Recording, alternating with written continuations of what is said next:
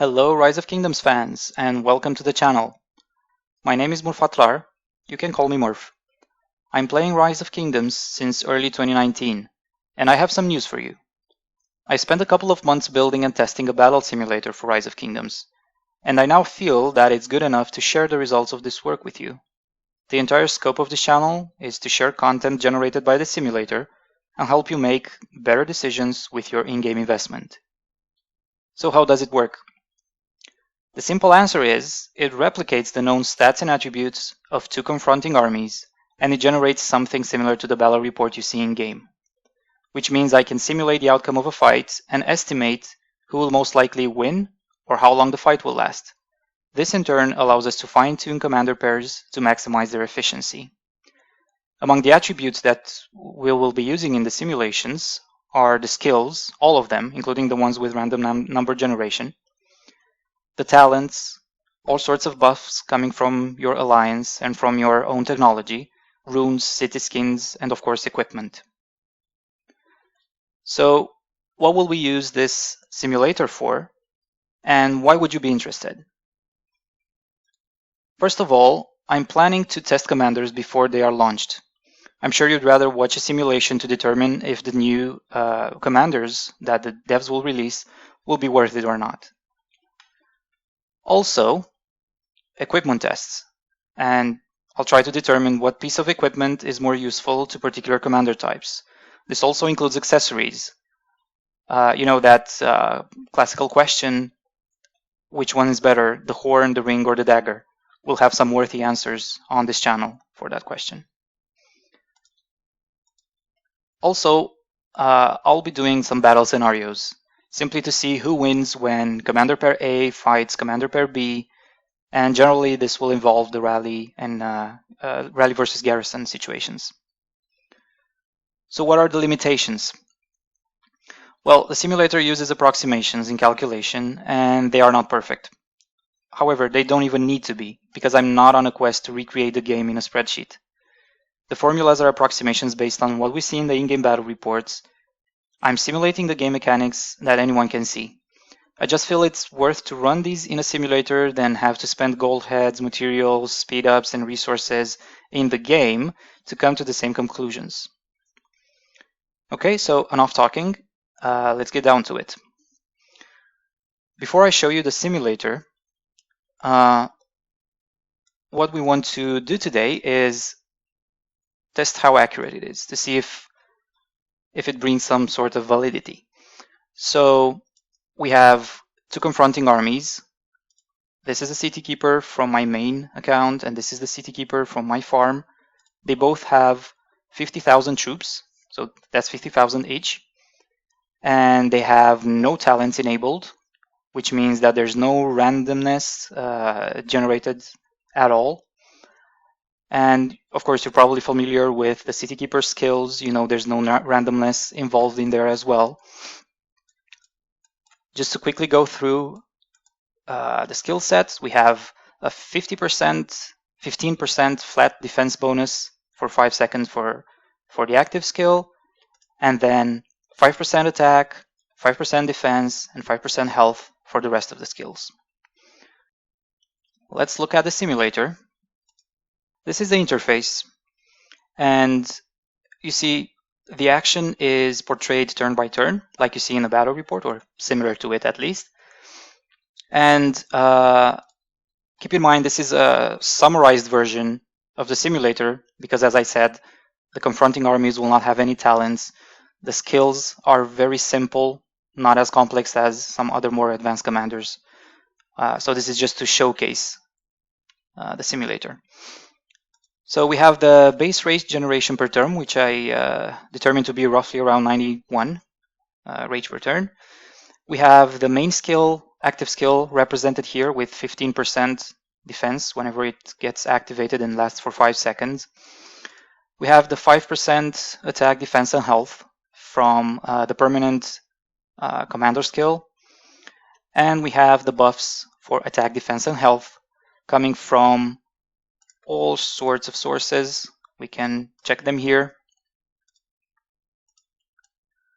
So we have from Alliance Technology, from my own technology, from buildings and holy sites and VIP level. Right, so these levels are all copied here. To which I've also added a 3% extra attack, because when I'm going to attack my farm City Keeper, the War Frenzy effect will trigger. So we have the total attack defense. We know that the damage factor for normal and counter attacks is 200 each. And here the simulator simply uses the simulated combat formula and generates the outcome. So this is how much damage the City Keeper will do to the enemy City Keeper in first turn, and then second turn, and third turn, and so on and so forth. Here's the second army. Same layout. The only difference is it's my farm is much weaker in terms of technology, and City Keeper is not even maxed. So you can already foresee, I think, who the winner is going to be just by looking at the outcome for the first turn. So my farm is expected to have a damage output of 182 in the first turn, and my main account should deal 640 damage in the first turn. Okay, so let's start the in-game testing. All right, so as they battle it out, let's focus a bit on how we determine if this is a valid test or not. I'm going to use 3 indicators.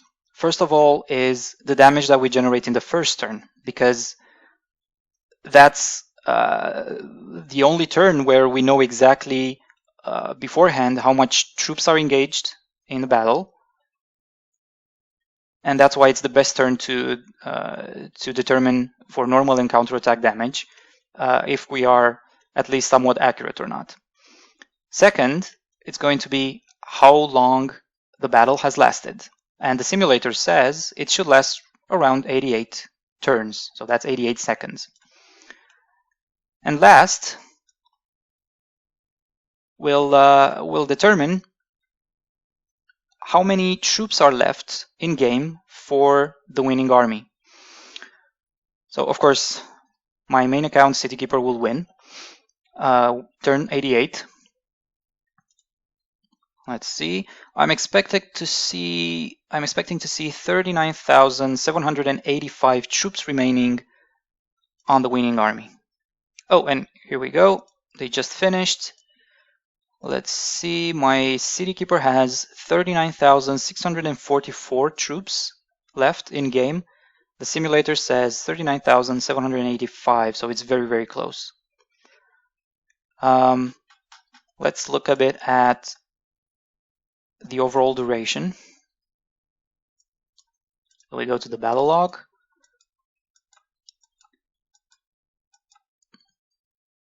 It lasted 86 turns, so that's 2 seconds faster than the 88 turns predicted by the simulator.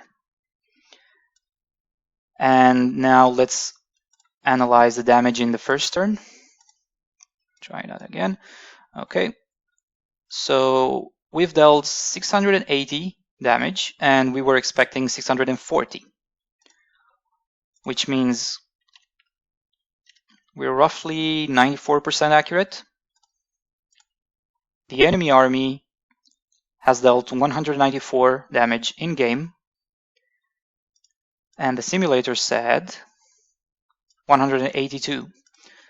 So that's 182 out of 194, 93.8, almost 94 again. So you see, even though the numbers are not 100% accurate, they vary roughly in the same proportion, right? So, by the way, this discrepancy is going to be higher for larger armies. However, they will again be different at the same rate. So what does that tell us? It tells us that it's not going to be very relevant how many troops are involved in determining what setup is the better one, when we test commanders and equipment. So, as I said, this is a summarized version. It doesn't feature all of the attributes. Just wanted to have this introductory video for this purpose. And in the next video, we will play with the more advanced features and see how the simulator helps us identify the relative power of commanders and equipment. So if you're interested in this type of content, please like and subscribe. Cheers.